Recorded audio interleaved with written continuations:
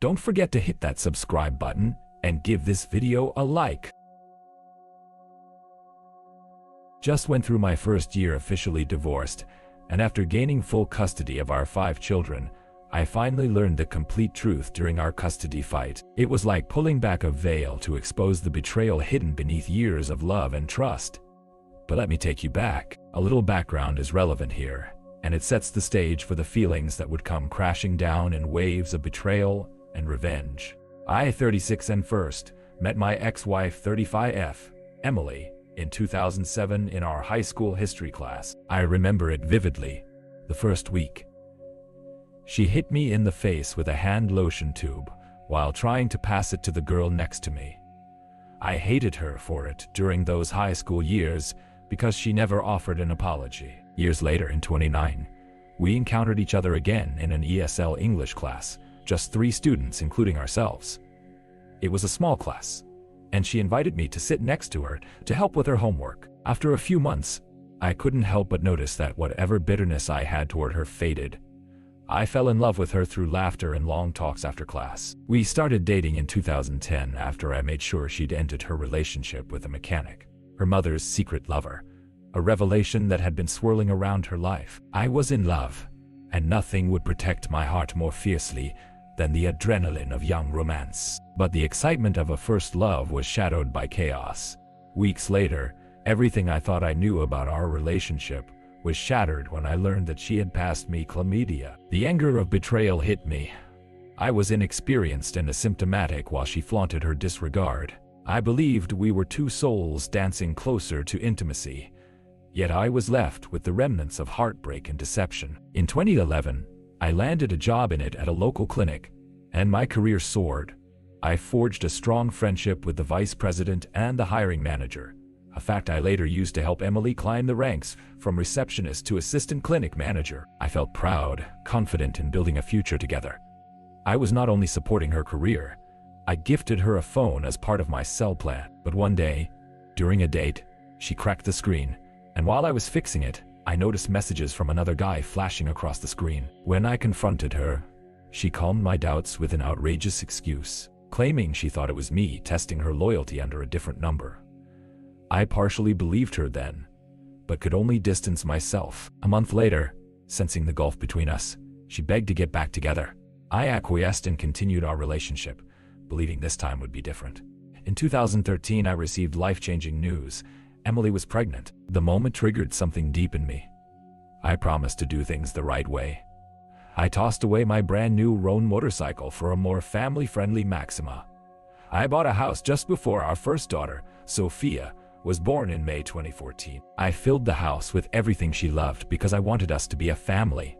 Despite her mom's disapproval, who berated Emily for ruining my life, I felt invincible. In love with our growing family, I was thankful for it all.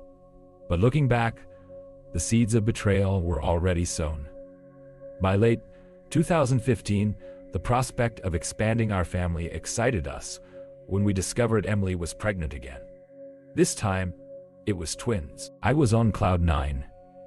I had just opened a consulting business that started bringing me additional income, and it felt like everything finally clicked into place. The birth, however, was challenging, with our newborns facing health issues. Through it all, I prayed and became a Christian, deepening my dedication to Emily and our family. The bond between us grew stronger, or so I thought. I loved her not just as my wife, but as a partner in our pain and victories. However, in 2018, I noticed a change. Emily seemed irritable. Perhaps the stress of being a mother to 3 young daughters weighed her down. I began to invest time into understanding her needs. I hired a cleaning lady to ease her burden. I drove home during lunch to make breakfast. I took over household chores during weekends. Then, in late 2019, sensing her emotional distress, I cautiously suggested therapy, knowing her family background wasn't ideal. When the pandemic struck in 2020, everything spiraled. We spent 9 months without intimacy. The closest thing to a connection was sharing a bed, and I could feel the gulf widening between us. I gave her space, respecting her struggle in isolation, continually hoping our bond would rekindle. Finally, on the night the season finale of The Mandalorian aired, she cuddled beside me. It felt like a flicker of hope ignited as we embraced intimacy again. But even as we welcomed our new son, things began to change. The emotional toll of motherhood began to fracture her even more. Our home became turbulent. Emily's outbursts grew harsher, even toward our vulnerable newborns, and something primal inside me started to awaken. On April 2022, I walked into what would become my worst nightmare. I found Emily lying on our bed, tears streaming down her face. As I approached, fear settled in my gut. She confessed her despair, uttering words that shattered my heart. The darkest of thoughts haunted her. She envisioned ending the lives of our kids with a butcher knife before taking her own. My first thought was to be her anchor. I promised I wouldn't let her slip away, that we would seek help together. I reached out to our pastor, who provided guidance and comfort through prayer and conversation. But despite our efforts, she began to change in front of my eyes. She returned to her old self, going out, dressing up, and leaving the house. Her mental fog lifted, but it revealed a darker passion fueled by reckless freedom. On May 19, 2023, she told me she was headed to get her nails done with her sister-in-law. I was uneasy. She never drove at night. I felt an obligation to trust her, but within 30 minutes I sensed something was wrong. When I checked the car's GPS, my stomach dropped as I realized the vehicle was parked at Civic Center Park. Alarm bells rang in my head. The instinct to protect my family kicked in, and I called her only for my fears to be confirmed when a man's voice answered. Emily casually mentioned she was with a friend. Despite all my warnings, she spun a web of lies, exposing our family to potential danger just for a thrill. The audacity left me shaking with anger and confusion. On June 7, 2023, Emily approached me without warning, presenting the idea of divorce. I couldn't process her request. It felt like a punch to my gut. Red flags, once mere fluttering warnings, hit me like a truck. That was the moment I realized she had been plotting against everything we built together. Fighting tears, I offered 1 month for her to reconsider, only to have that hope dashed on June 9th when I discovered incriminating messages on her phone, revealing not just her infidelity, but discussions of exposing our children to unspeakable horrors. I felt a darkness rise within me. The rage transformed into methodical anger. Upon finding those texts where she sent pictures of our children along with GPS coordinates to a man overseas, my heart turned to stone. When I confronted her, she fled to the bedroom, locking herself in. I'd heard enough of her stories and excuses. The phone felt like a weight in my palm. Each message I photographed etched a deeper resolve in me. Renouncing my lingering affection, I knew she was nothing but misinformation and chaos. And above all, I needed to protect my children. Father's Day, June 19th, came like a herald of doom. After dinner, she revealed everything. The other man, the manipulations. All she had ever whispered in my ear turned sinister. I felt nothing but a hollow ache in my chest. No more. From that moment, sleeping in my son's room became my sanctuary from Emily's betrayal. I committed myself to a plan. I would protect my children at all costs. When she filed for divorce on August 1 and served me on August 3rd, she became more brazen in her demands, asking for money without remorse. Each demand was a reminder of the darkness I'd uncovered. I refused to fund her shallow lifestyle.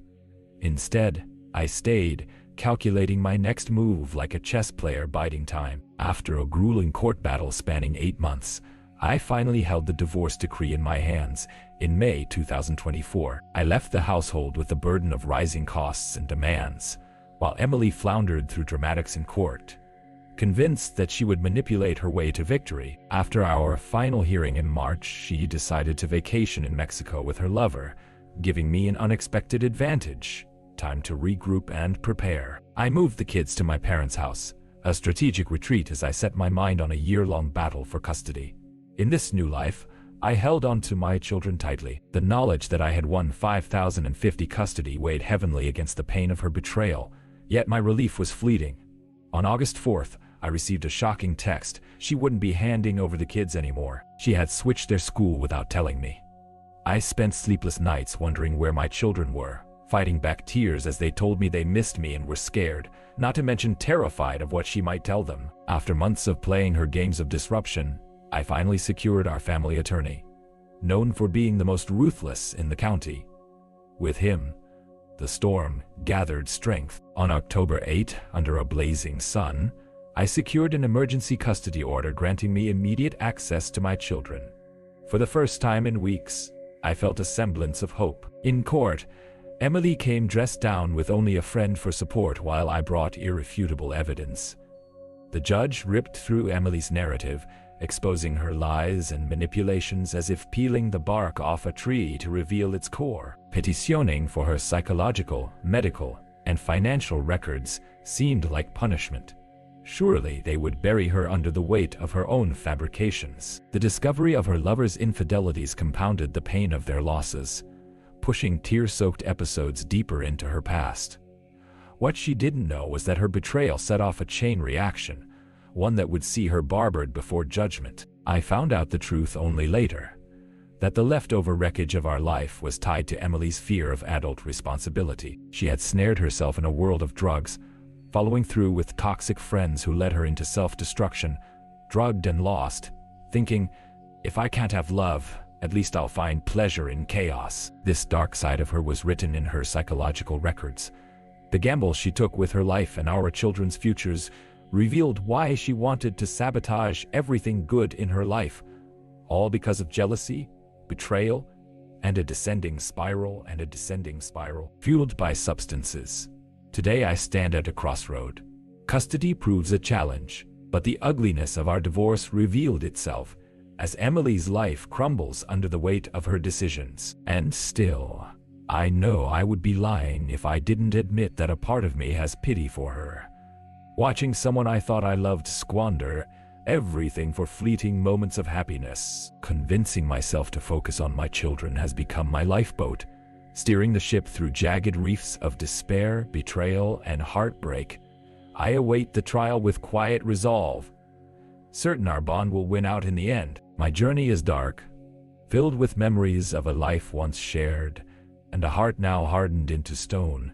And as I lay the past bare and piece it together, I reassure myself that I will stand, protect, and secure my children's futures. Recently, I've acquired plots of land for each of my kids, a symbol of stability amidst the storm. But learning that my marriage was built on a lie, watching the most beautiful moments turn tainted with betrayal and darkness, haunts me. Trust once earned has vanished, replaced by the bitter realization that I had been loved alongside a masquerade, while Emily reveled in shadows. Even as I forge ahead, the path feels perilous, entwined with promises never to lose sight of the children who deserve a stable life. It is with hope that I at last find solace, knowing that the truth, no matter how dark, will ultimately set us free. Don't forget to hit that subscribe button and give this video a like.